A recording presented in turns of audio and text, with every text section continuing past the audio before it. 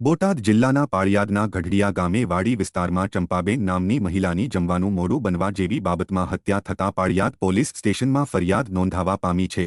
Paliyad police સ્ટેશનમાં કાજલબેન ભરતભાઈ નાયકે એવા મતલબની ફરિયાદ નોંધાવી હતી કે 1.5 વર્ષ પહેલા તેની માતા ચંપાબેન તેના મિત્ર અશોકભાઈ ઉર્ફે સુખો કાળુભાઈ નાયક સાથે રહેવા આવી ગઈ હતી। ત્યારે તાજેતરમાં અશોકભાઈ ઉર્ફે સુખો કાળુભાઈ નાયકના મિત્રએ કાજલબેનને જાણ કરી હતી કે જમવા બાબતે અશોક ઉર્ફે સુખો કાળુભાઈ નાયકે ચંપાબેનને લાકડાના ધોકા અને નળિયા વડે મૂંઢ માર મારતા તેનું મૃત્યુ નીપજ્યું છે।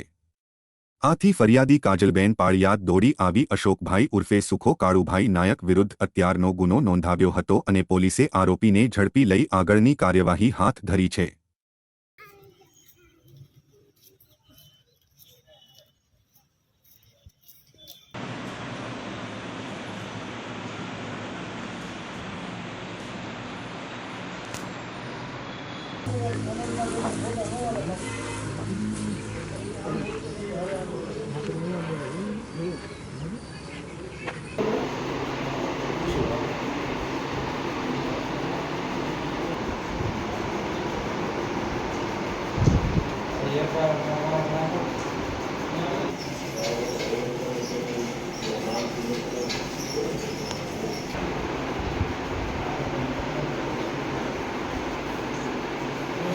ગઢડિયા ગામ ખાતે આજે જે ભોગ બનનાર છે ચંપાબેન, તેમની જે હત્યા થઈ છે તેવી જે પ્રાથમિક વિગત છે તે સામે આવી હતી, જેમાં તપાસ દરમિયાન આજે બનાવના હકીકત દરમિયાન જે અશોકભાઈ ઉર્ફે સુખાભાઈ કાળુભાઈ નાયક જે છે તેમના દ્વારા આ ઘટનાને સમગ્ર અંજામ આપવામાં આવ્યો હોય તેવું જણાયેલ છે।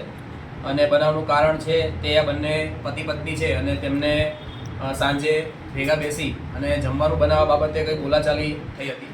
જે બોલાચાલીના આધારે આરોપીએ છે તે ઉશ્કેરાઈ જઈ અને પોતાની પત્નીને લાકડી દ્વારા તથા આજુબાજુમાં નળિયા અને પથ્થર જેવા અલગ અલગ ઈસવ વસ્તુઓ દ્વારા મરણતુલ ઈજાઓ છે તે કરી છે।